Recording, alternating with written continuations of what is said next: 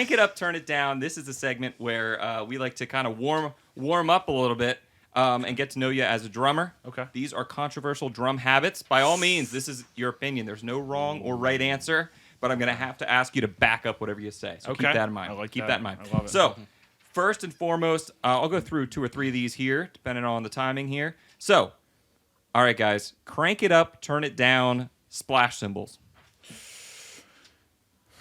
I'm going to go crank it up. You know, you can... A lot of people hate on the splash cymbals. I know a lot of people that do. But depending on the style of music, they can really add a lot of spice. It's I'm trying to back it up the best I can because it's weird. A lot of people do hate the splash cymbals, but it's situational. Like I feel like depending on the music, like if you're playing gospel, I feel like throwing those hits in there with the accents, throwing splashes in there, I feel like adds a good vibe to it. But if I'm playing like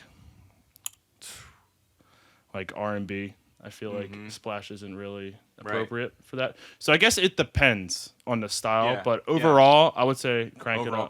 Overall, cranking it up. Okay, Sean? Yeah, I mean, I'll have to crank it up only because for certain situations, I guess it's nice. You know, I do listen to music that has, splash cymbals in it. I don't own any. I take that back. I do have one splash. But you're not using it. But I don't use it. I have one as well. Just one. I just have one, and I don't use it. So I've never been in a situation where I've had to use it or take it with me or do anything with it. So I don't use them. But, there are, if you're in the studio and you're recording, sometimes you want, those articulations and you want those little effects and all that kinds of stuff. But when I'm playing out, like I try to take as little as possible. Maybe because I'm lazy, I don't know. But I can get away with just hitting the cymbal just right where I don't maybe need the splash.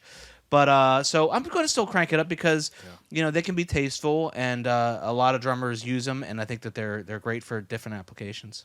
Yeah. But personally, I don't use them. Yeah. Okay. Yeah. There's a lot of things like that with me, especially depending on what I'm doing, it goes in phases. Like I haven't used a splash cymbal in a long time. There was a time where I had one pretty regularly around, and I would use it for recording. So I'd be like, I'll use that little effect type thing. It's definitely one of those things that if I sit down behind a drum set and there's a splash cymbal there, I'm gonna hit it. You got it. Hey, if we're sharing a kit and there's a splash, man, you gotta use it. I gotta check it out. I have to say something about that too. But for some reason, you can overdo it. You ever watch somebody? It's like somebody's riding on it all the time, or you're hitting it too much. Whereas, like that never happens with crash cymbals when you're listening to music or whatever. Like you never get tired of the crash. But for some reason, boy, you can really overdo it with the splash. Maybe it's a higher frequency. Yeah, maybe it's like a cowbell too. You could really overdo it. It's like, oh my god, But the cool thing about the splash is what I do more with it. Honestly, I'll throw it on my snare drum. So you have 2 different sounds on your snare drum. So I'm able to groove with it.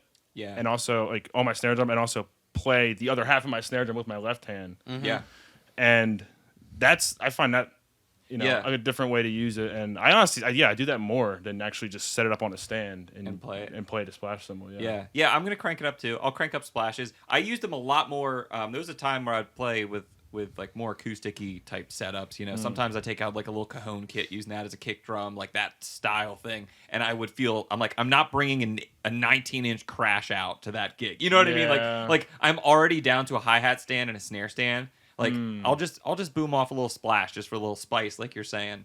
So I found myself using it a lot more there, and it being perfect in that scenario. I also did recording once where I was playing hand drums. By the way, I have no business playing hand drums on a recording, especially this many years ago. No idea what I was doing. Just replicating what we were doing a cover, this like jam cover of this song. So I just listened, and they're like, "You could probably do that." I was like, "Okay." So I listened to it and just replicated kind of what I heard. Okay. But it's kind of fun to splash it up there. So till this day, anytime I see a band that has a percussionist and they're like playing tambourine or playing congas or something, they hit that splash, and usually you can't hear it. I'm just like, yeah, man, I get that vibe. Because you need just a little something, especially if you're a drum set player. I should preface, if you're a drum set player playing hand drums and you just have like 1 or 2 drums in front of you, it's really weird. It's like an odd thing for me, when I'm like so wired to be like, okay, what are my feet doing? What are my hands, both my hands doing? To sit down and be like, you have 1 drum, And I'm learning the djembe thing from Ed and learning that, but even he knows that, and he'll like toss me a pedal with like a tambourine to keep time while I'm playing. Keep a clave going. Or yep, like that. Exactly. Do the same thing. Cool. All right, so we're cranking up. 3 crank it's up. All right, crank it up, turn it down. Playing with a wedge, playing with a floor monitor. at the gig? Compared to like an in-ear monitor or just in general? Yeah, whatever. What's your go-to? If I can, if the group I'm playing with has it, I mean, an in-ear system is the way to go for me. It makes life so much easier. Being able to pull up the app on your phone, being able to individually mix all the musicians. That's what I prefer, but obviously they're expensive. Not every group I play with has that available. So, I mean, you got to crank up the wedge, though. The wedge is, Yeah. Okay. Sounds good. But do you definitely prefer the in-ears when you can get? I prefer the in-ears if it's available. Now let me ask you this: do you play with both of them in? Because I know a lot of drummers that pop one out. I do play with to feel a little bit more of the room. But if you got in-ears and you've got like a room mic or something, some mic that acts as that's kind of nice. Yeah. I recently just started playing with in-ears and trying that out with a new band. But before that, I really didn't use it much. There was only a church setting where I was able to even do that before. Yeah. You know what I mean? But usually it's just like, hey, especially when I started, if I had a monitor, I was just over the moon. Like if I had anything at all, usually it was just tilt your amp towards me a little bit, and I'll just hope. Yeah. Yeah, very garage band, very basement show. That's crazy. Is how I started. Yeah, like pretty much every gig I've played has a wedge at least available. Like, guy, that's crazy. He's spoiled. He's spoiled. I know. That's what I was like. That's why I was confused at first. I was like, huh, making me feel like a caveman over here. Yeah, I've done gigs where we brought our own PA and all we had were the two speakers, and there was no monitor mix. I remember first having a gig where I was playing on a stage with professional sound. That may have been like the Tourist Inn back in like 2001, and I was like, oh my god, like this is the way it should be. Like there's a floor monitor, and they have professional sound. They have a sound guy, and I was like, wow. I was like, this is great because I was used to like guerrilla style, us taking our own PA out and us doing it. And so I'll crank up the wedge because you need something back there. Yeah. But I'm going to go with Tristan on this one. I'd rather have in-ears, and I'm not into that world just yet. But so I'm still doing the wedge. I need something back there though. So big time. He doesn't know the world without a wedge. So I'm cranking it up only because you need something. By God, I do know. It's just like, if I'm doing a small trio gig or something like that, you don't have it. We don't have that. So in that case, we just got the two speakers. Yeah, okay. But most of the time, I at least have a wedge. Yeah. Like 90% of the time. Ever since I tried in-ears, I'm turning down the wedge. I'm turning it down. Okay. I'm just for that reason. Yeah. I'm like, this is just better. Yep. This is just better. We played a few gigs with that system out, even like the most rudimental system. And I should mention, I got one of those little XV transmitter receiver pack things.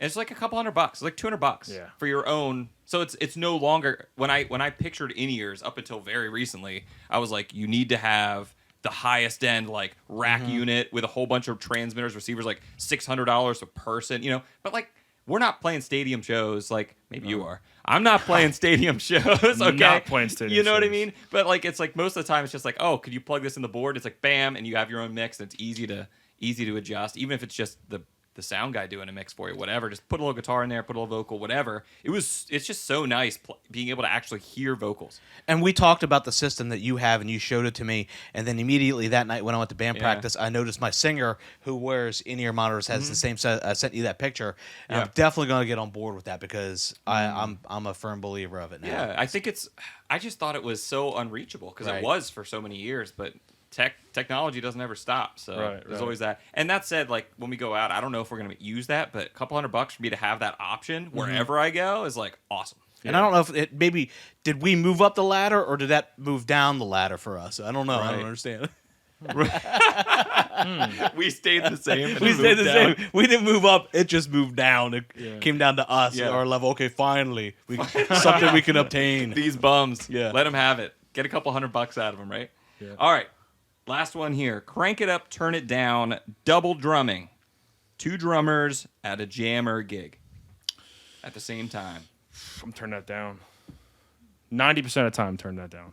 It's very easy to overstep in that setting. I feel like having two, and you're talking about 2 drum kits, right? Not a drum kit and a percussionist. Yeah.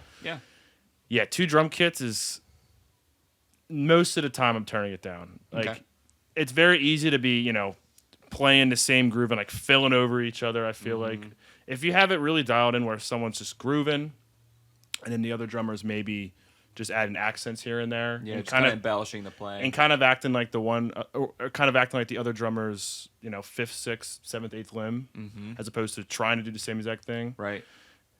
Then it could be really cool, but I don't see it a lot of time. Yeah.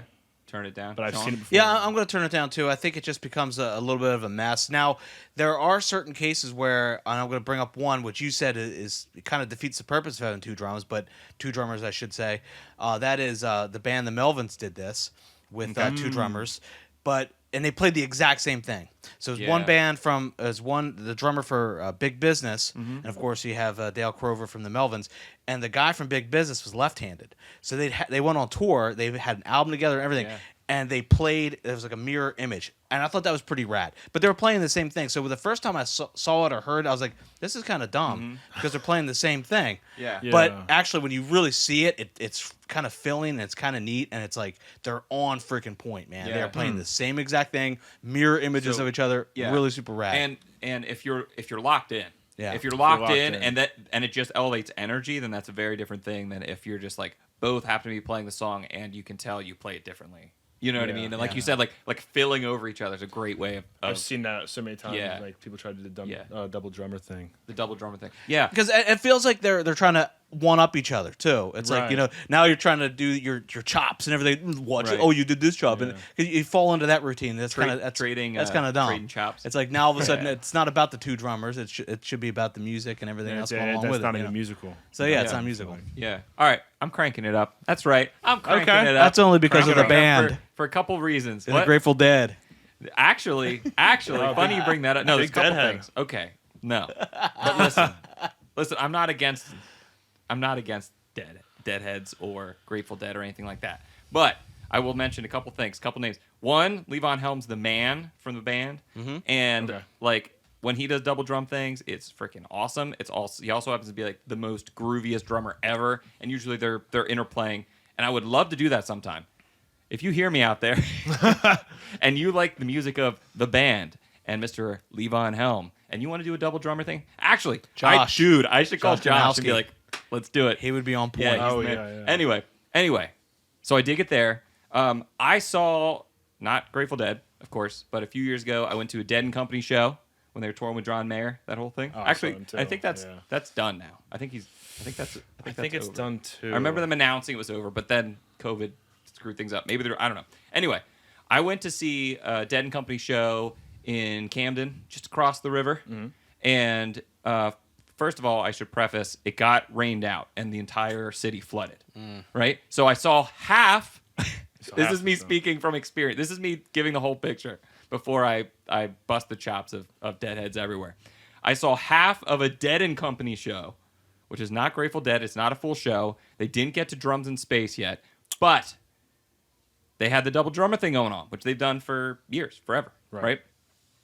And I don't know what exactly it was about the show, but being a drummer, I was most excited to see them play and how they interacted, and it was my least favorite part of the show.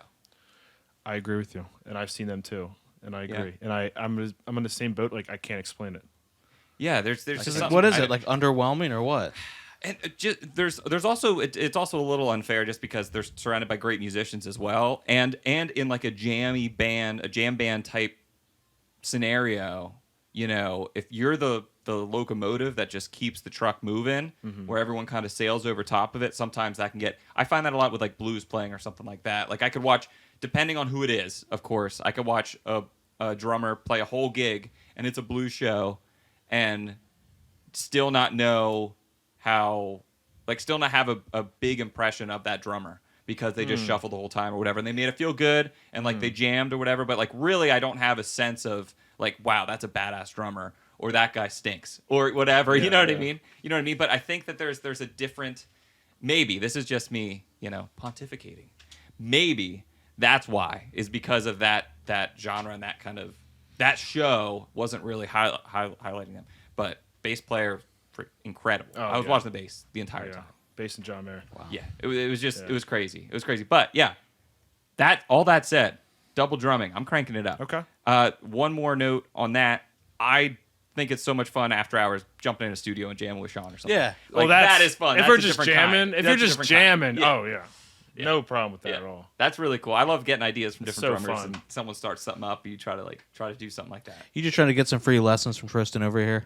I see am. I'll what be like, you- you know what I really like? Double drumming with you. I agree. Everything he says, I'm like, I agree. I agree. Sounds good to me. Show me that little thing you just did. So just getting some free lessons, right? Getting some free lessons. Cool. So we crank some up, turn some down, dig it. All right, now we're all warmed up. Let's jump into our next segment, drum industry news.